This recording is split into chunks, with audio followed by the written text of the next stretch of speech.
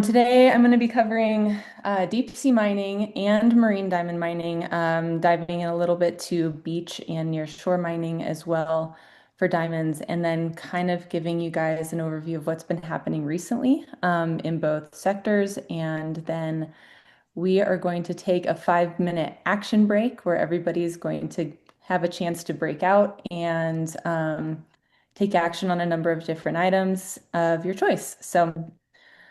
We're going to start by diving into deep sea mining. I'm going to cover what it is, where it happens, give you a little overview of how minerals are extracted from the deep sea floor, the impacts, nice typo there, and kind of the pros and cons and what people are arguing about.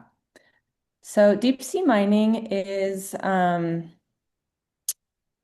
new. It's been kind of in debate since the 1960s. And it's really over three main minerals. Polymetallic nodules, as you see here on the bottom, these exist largely on abyssal plains, which are like large flat areas of the deep sea, 4,000 to 6,000 meters deep. Um, they contain manganese, nickel, copper, and cobalt. And exploiting them often involves scraping the seafloor and transporting the nodules to the surface through these like riser pipes. You'll see a video of this in a minute. This is kind of the main mineral that is under that has kind of gained the most traction lately. Polymetallic sulfides are located in areas with underwater volcanic activity, otherwise referred to as hydrothermal vents. And they hydrothermal vents are these like really biodiverse hotspots in the deep sea, because they are generally some of the areas where there's the only amount of like heat. They also contain a lot of nutrients, so they're usually really biodiverse ecosystems. And then cobalt crusts are found on underwater mountains, otherwise referred to as seamounts. These are a little bit shallower, usually between 800 and 2,500 meters deep. We'll move on. This is a map of all of the contract areas globally. The International Seabed Authority is responsible um, for handing out contracts. So currently there's 31 um, deep sea mining exploration contracts globally by 22 contractors. You have to be a signatory of the United Nations Convention of the Law of the Sea in order to obtain a contract, which I'll get into a little bit later as well. But as you can see, the majority of contracts are designated for polymetallic nodules, which is in this area on the far left, that's outlined in yellow. And that area is called the Clarion-Clipperton Zone.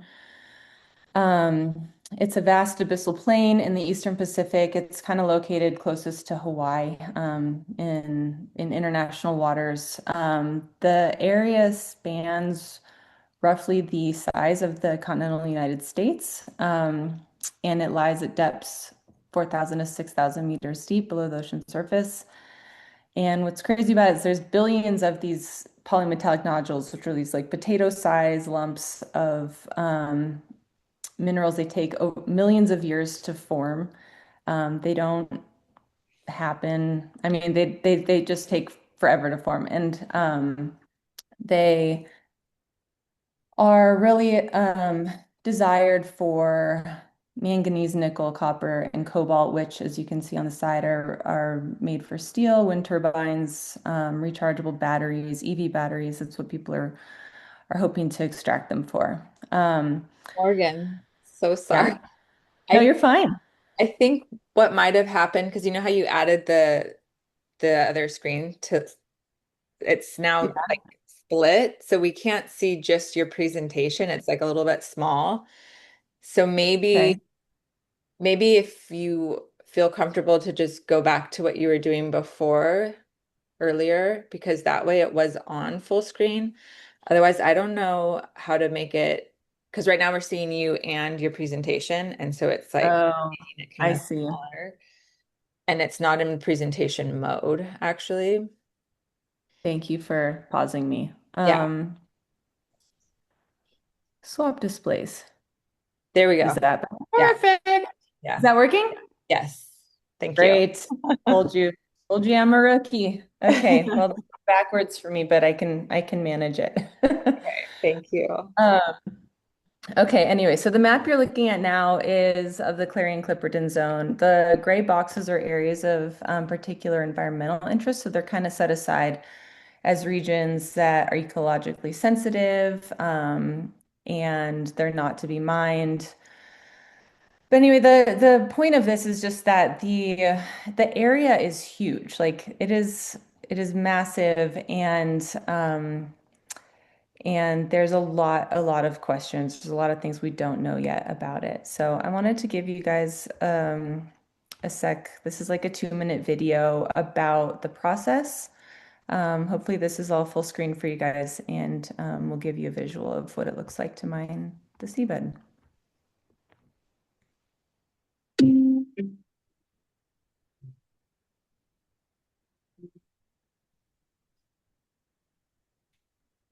The basic picture of a deep sea mining operation, more specifically a nodule mining operation, will involve a surface operation vessel.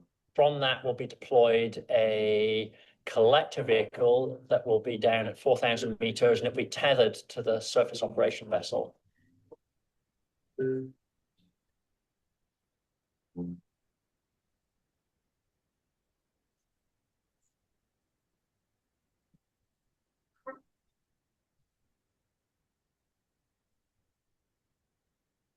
Can you guys hear the audio? Mining of nodules will produce two different types of plumes.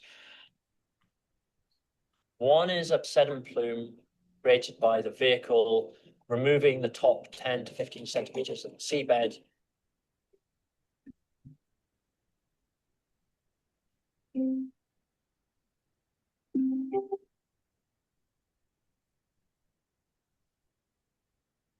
Call that a collector plume. It will drive around and pick up the nodules.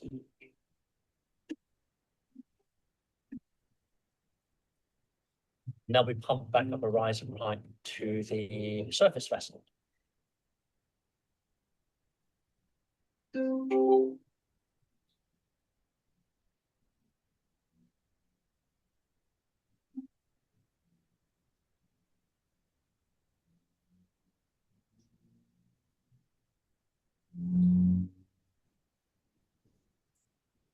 The second type of plume is a discharge plume, which is unwanted sediment that is brought up to the surface vessel. It is unwanted, unneeded, and so would be returned to the ocean. The question is whether that's returned as a plume in the mid-water column or back down in the deep ocean.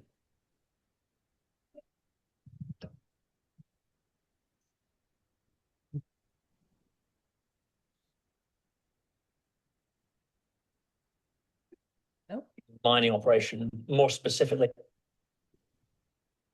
There we go. So I thought there's a few funny things about that video. I mean, it shows the ocean like completely vacant of sea life. And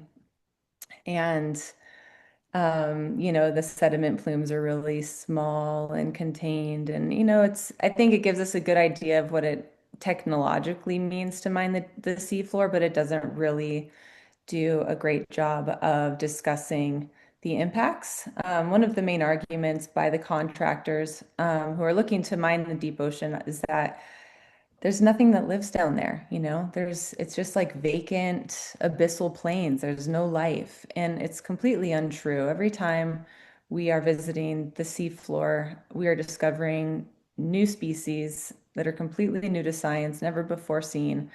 And we don't know some, like, there's so many things we don't know.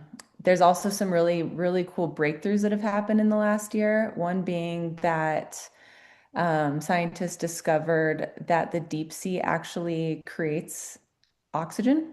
And we had never known that that was possible before. Everyone believed, you needed light to create oxygen. But the deep sea creates what's called dark oxygen in the total absence of sunlight, which is pretty spectacular. So there's so much that we don't know about the deep sea yet, and we just need more time to research it. The To just kind of breeze through some of the environmental impacts. These nodules really are one of the main places where organisms like to live. They like to attach themselves to them. So removing these substrates from the seafloor really creates like habitat, like widespread habitat destruction. And the other important thing to know is that the deep sea operates on really long time scales, meaning that like things take a really long time to grow, a really long time to reach maturity for reproduction, a really long time to recover. When, for example, crawlers are blazing blazing trails on the seafloor. We've actually found revisited a site that was 26 years old, and the tractor prints on the seafloor looked like they had happened yesterday. Like it takes a really long time for these areas to recover. So now there's many debates that are happening currently. My friend recently worked on a study that proved that we've only explored 0.001% of the deep sea floor of the deep ocean, which is very little. There's also really high costs involved of extraction. All the financial developments that have taken place over the last few decades are really expensive, and it's questionable whether there'll ever be return on investment. Um, the negative irreparable damage to deep sea ecosystems, like I just mentioned. And then there's also studies that have come out about whether we even need these minerals at all. EV battery technology is really growing and changing, um, and the minerals found in polymetallic nodules, for example, aren't really even needed in a lot of the batteries that are being produced. Some of the arguments for deep sea mining are towards the increasing need for minerals in the green energy transition and national security. I think the military uses them a lot, and it's hard to find information on all of that. But some of the links below can kind of speak more to these arguments, and I just wanted to kind of set the stage of what is happening in the debates. Now, something that's very cool is that the opposition to deep sea mining is gaining a lot of momentum. We now have 37 countries that are on either a precautionary pause or altogether moratorium. That they are against it and will not mine in their own waters either. So this is cool, and it keeps growing every year. Um, and yeah, so that's exciting. Brief break. Does anybody have any questions so far about deep sea mining? No? Okay, moving on. Marine diamond mining and beach mining. I wanted to just emphasize to keep that video in mind as we move forward. The technology and extraction is very similar, although the locales are different and the depths are different, which we'll get into again. Some of this might be reviewed for you guys, but diamonds actually get into the ocean through this process. Many of us know that they're formed deep beneath the continental roots called cratons or in the lithosphere, so deep in the Earth's mantle, transported through the surface through volcanic eruptions. These eruptions ceased about 25 million years ago. And so marine deposits are formed from erosion and river transport. So many of the diamonds that end up in the ocean have been sorted through this river transport, which means the ones that are in the ocean are of really high quality because the ones that have high inclusions are usually broken along the way. So the marine deposits have high quality stones. These can be deposited 60 miles offshore and up to 500 meters deep, although we're not mining that far or that deep offshore. Here's a little diagram of the existing area where marine diamond mining has taken place. It's all off the western coast of South Africa and Namibia. It's estimated that 3 billion carats of diamonds have been deposited over time in the ocean, which, as you can imagine, has created somewhat of a, let's call it a diamond rush to this area. These are two maps that I have laid together of all of the concession and license areas off the coast of Namibia and South Africa. Not all of these are being actively mined, but I just wanted to show you the extent. Like there is over 900 miles of coastline that is designated. Much of it in Namibia is like completely secure. You can't even travel through it. And it's really extensive beach and marine and nearshore and offshore concession and license areas. So this is the marine diamond mining process. It's similar to that of the deep sea mining process in the sense that we use surface vessels and seabed crawlers. First, we scan the seafloor to find the areas for mining. Then the sediment is dredged from the seafloor by a crawler or a vertical drill, and that depends on the different type of seafloor that they're working in. But once on board, the diamonds go through a three-stage sorting process and then are flown back to land for processing and cataloging. The diamonds never touch human hands through this whole process, which is pretty phenomenal. And I think there's only about 28 employees that work on the ship at a time. I'll have to double check that, but they work in like 1 month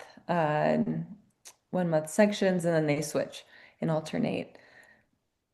The difference largely between deep sea mining and marine diamond mining is that we have to mine a lot deeper to actually reach the deposits for diamonds. So whereas polymetallic nodules largely just sit on the surface, diamonds are often 15 meters below the surface and sit right above the bedrock. This I didn't talk about at CRJC last year, but this is really prevalent in the area as well, it's called beach accretion, and it's a process by which the beach is actually moved out to shore. They create seawalls to kind of protect the mining area from the beach break. And then they excavate behind those seawalls. And it creates these big open pit kind of areas, and it's really changing the whole uh, it changes the whole ecosystem. It changes a lot of access and yeah, as you can see, just is creating these like big pits on the beach. The two main This is kind of zooming in on Namibia. These are, I wanted to give you the company structure of NAMDEB, which is a joint operation between De Beers and the government of the Republic of Namibia. So marine diamond mining is done under De Beers Marine Namibia or DEB Marine Namibia, and all of the beach and nearshore mining is under the NAMDEB Diamond Corporation. So these are the largest players in Namibia.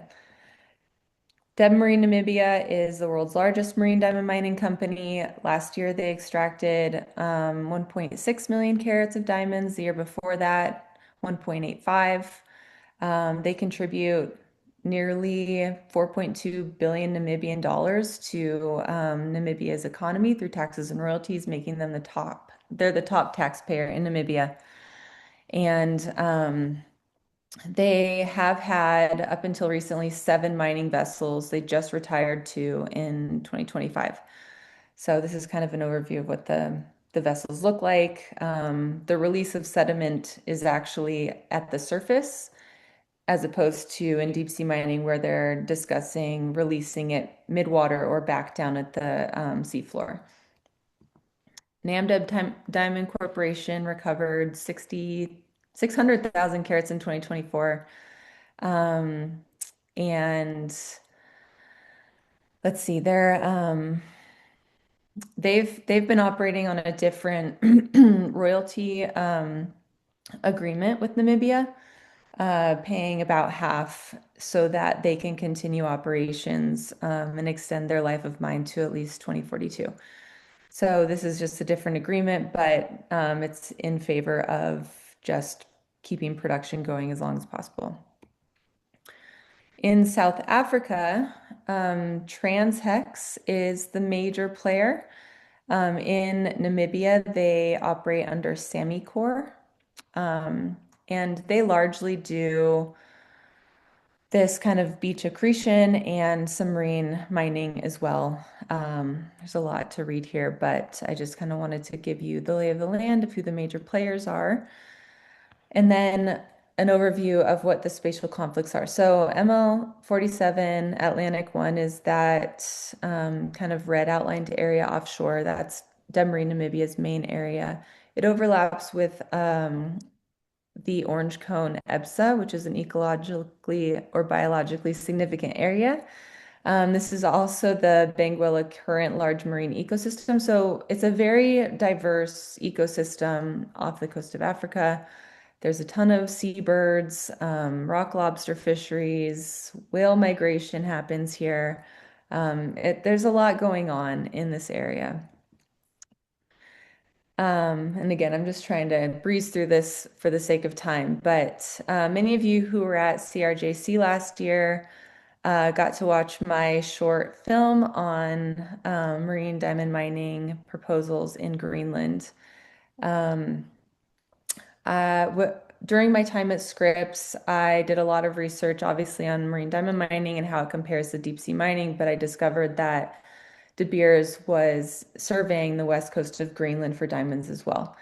So I flew up there and kind of interviewed local community members to see how much they knew about the operation and made some connections with government officials, scientists that had worked on the operation, and just tried to get a lay of the land, see how much people knew and what was really going on. And what I discovered was that very few people in the community had any idea that their hometown was being surveyed. It's not their hometown, but it's like this was the mining, the the proposed area of interest.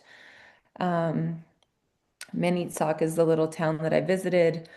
And when I found this map, it was only online for a very short amount of time and it was withdrawn shortly thereafter. And you can't even find this on the Greenland government website anymore or that the application ever existed. I can't find it. It's like gone. But I reached out and through some of my contacts there, I learned that De Beers actually withdrew their application last summer. And I'm not really sure what is going on with it moving forward, but I just wanted to show you guys that this industry has potential to expand beyond Namibia and South Africa. There's a lot of diamond potential in Greenland, and similarly, there's a ton of overlap in spatial conflicts with economic fishing grounds and whale migrations. And similar to the deep sea, the Arctic has very slow recovery times, and things just operate on much longer time scales there. So there are a lot of similarities here. But I just wanted to make everyone that didn't see the presentation at CRJC aware that this is also has been happening, and I'm not sure if it's just on hold or if we'll ever see it resurface or if it's gone forever, but interesting nonetheless. Okay, so this part 3 on governance is really going to just give us a quick overview of how international and national waters are governed, who's in charge of making laws for marine mining and deep sea mining, and why it matters, why it's important. So, as I mentioned earlier, the UN Convention on the Law of the Sea designates Um, it designates jurisdictions in the ocean. Exclusive economic zones are closer to a nation's borders. And as you move further out, international water is called the area. And access to mining in international waters is only done through the International Seabed Authority. UNCLOS designated the International Seabed Authority to both create mining law and hand out these contracts that we went over earlier. So let me get my notes a little bit here. But here we go. Sorry, one sec. The mining code is something that the International Seabed Authority has been working on for a long time. It's still in the works. As such, there are no active mining operations in international waters because the laws have not been confirmed and been put into effect. But I think that because of that, a lot of nations are focusing on mining in their own waters because the laws are different, and they don't have to wait for international approval. So these next slides are a refresher from my presentation, but show you sort of the different depths of the three international or the three main deep sea mining minerals we covered and diamonds. So everything below 200 meters in the ocean is considered the deep sea. Because marine diamond mining happens above 200, not 200 meters deep, it's actually not considered deep sea mining. And I think this is one of the reasons why it's evaded a lot of international scrutiny and has kind of been able to stay out of the international eye as well. So, in a lot of the reports, it says that marine diamond mining stops at like 195 meters deep. Many reports claim that it's only actually happening up until 150, and that 5 to 50 meters difference is really is one reason why it's creating it exists under different operating laws.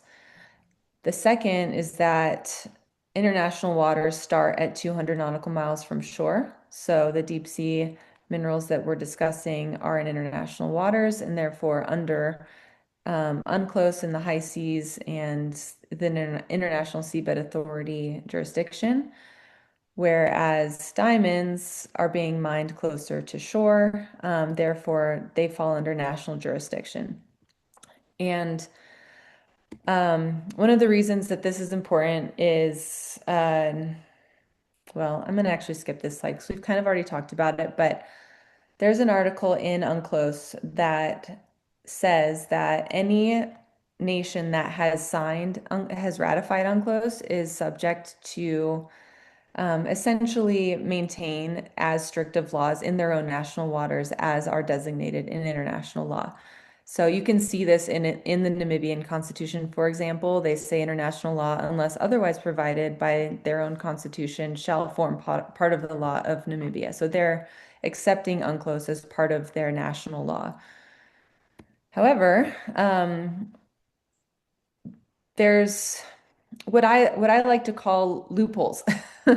And I always like to preface this that I'm not a lawyer and I don't want to get into any legal trouble here, um, but according to UNCLOS, minerals are like very, very strictly defined, and that translates over to the International Seabed Authority's mining code. Those minerals are defined as polymetallic nodules, polymetallic sulfides, cobalt crust, the minerals that we've been talking about. But Namibia created this separate piece of legislation called the Diamond Act, and in it, it created its own definition for minerals and excluded diamonds from that definition. So by doing that, they kind of are able to sidestep what's happening in the international mining code and say, well, diamonds can just operate under this different set of rules that we've conducted because we've decided that they don't fall under the banner of minerals. And there's a lot we can talk about on this, but I think it's a really interesting example of how international law translates into national jurisdiction and how we can advocate for stricter national law through avenues that are available to us. Which brings me to current events. There's a lot that's been happening on the deep sea mining floor lately. So we'll get there. But first, I want to give a brief update on what's been going on with De Beers and with Transhex. As I mentioned last year, De Beers withdrew its prospecting license from Greenland. It's also been put up for sale by Anglo American, their parent company. I'm not sure how much this actually plays into the withdrawal of their application or if they're using their research that they conducted in Greenland towards a future sale as part of the new ownership. De Beers has also made some changes with their lab-grown diamond jewelry collection and has seen a decrease in their revenue. And then again, like I mentioned, they've decommissioned two of their mining vessels. Transhex had a big application in South Africa that was really battled by Protect the West Coast, who you'll get to meet if you're attending the Chicago Responsible Jewelry Conference this year. Protect the West Coast is an awesome grassroots organization who are combating beach and marine mining as well as other types of mining in the hopes of protecting recreational areas. They're surfers, they're runners, they're environmentalists, and they have created a platform called Ripple where new mining applications are posted and digested, and then public commenting is made very accessible. So you can log on, see what's going on, and submit your comments and your criticisms um, of these mining operations. So they successfully did that, and they were able to essentially divert and put a pause to Transhex's most recent application, which I think is really powerful. As far as what's happening with deep sea mining, on April 24th this year, President Trump signed Executive Order 14285 called Expediting Permitting for Critical Minerals and Strategic Resources. This essentially fast-tracked permits for mining in both federal and international waters and bypass environmental and public consultation requirements. The U.S. has not ratified UNCLOS, so technically we are not. Technically, we don't have to wait for mining code to be finalized. Um, there's a lot that can be said about this too. I won't go too far into it, but we can essentially tap federal agencies to streamline the permitting process, and just move forward with it if everybody wants to. Impossible Metals is the company that has submitted an application to mine an area offshore American Samoa in national waters. U.S. Congressman Ed Case from Hawaii reintroduced, he did this before, but he's reintroduced two bills to pause deep sea mining in both national and federal waters, HR 664, the American Seabed Protection Act, and HR 663. So that work is really awesome, and we are going to support it in our 5 minutes of action coming up soon.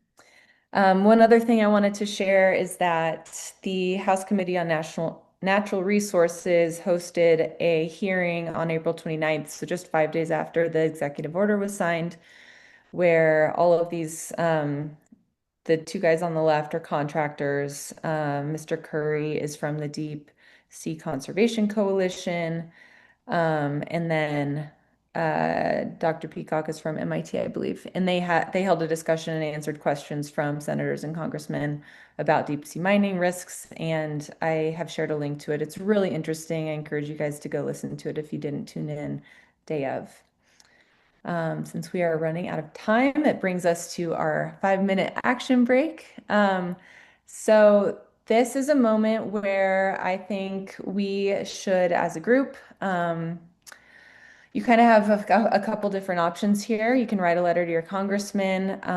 If you scan this QR code, it'll take you to a document I've provided with a link to find out who your congressman is, and then a sample letter that you can use to email. If you just fill in your information, you can change things as you see fit, and submit that to your congressman. Additionally, right now, so BOEM, which is the Bureau of Ocean and Energy Management, has opened up a public commenting period on the Federal Registry, and this can be a comment you leave that's like, I'm for or I'm against deep sea mining. Like, this is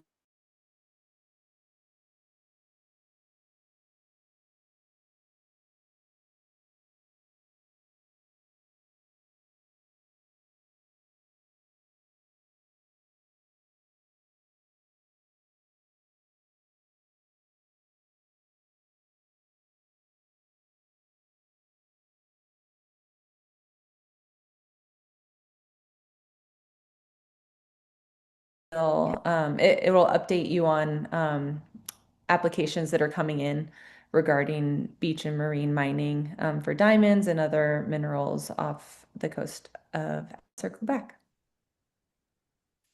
Actually, I'll stay here. If anyone has any questions on how to do this, just holler and I can try and walk you through it. Thank you, Morgan. I also dropped the links in the chat.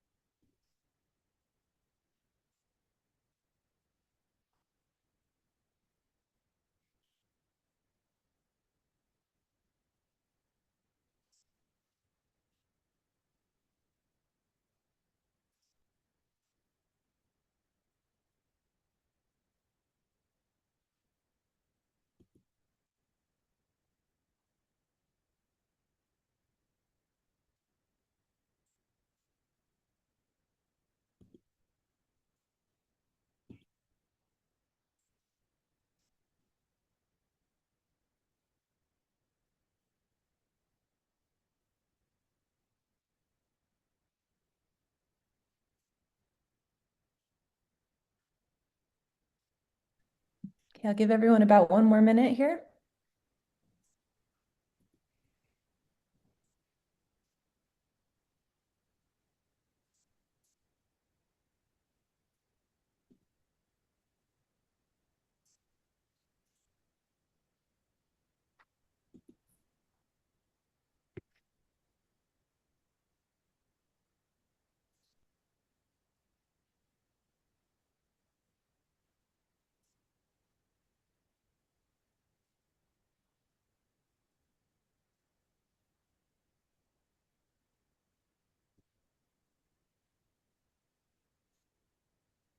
All right. Hopefully everybody was able to engage on one or more things there.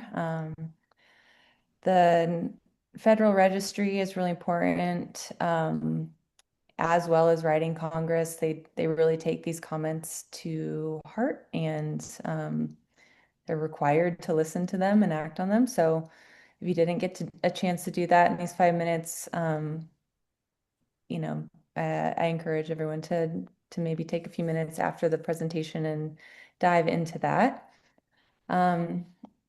Before we break off into discussion, I just wanted to give you a quick update on what I've been working on personally.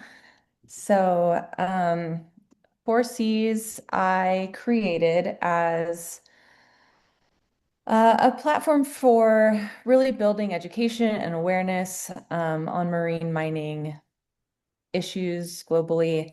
It started with marine diamond mining and an idea to really bring awareness to that operation, and has sort of expanded into really just ocean conservation in general. I'm working on a science communication project with my Greenland advisor um, for for her, and I'll be presenting that at Greenland Science Week in November, which is really exciting.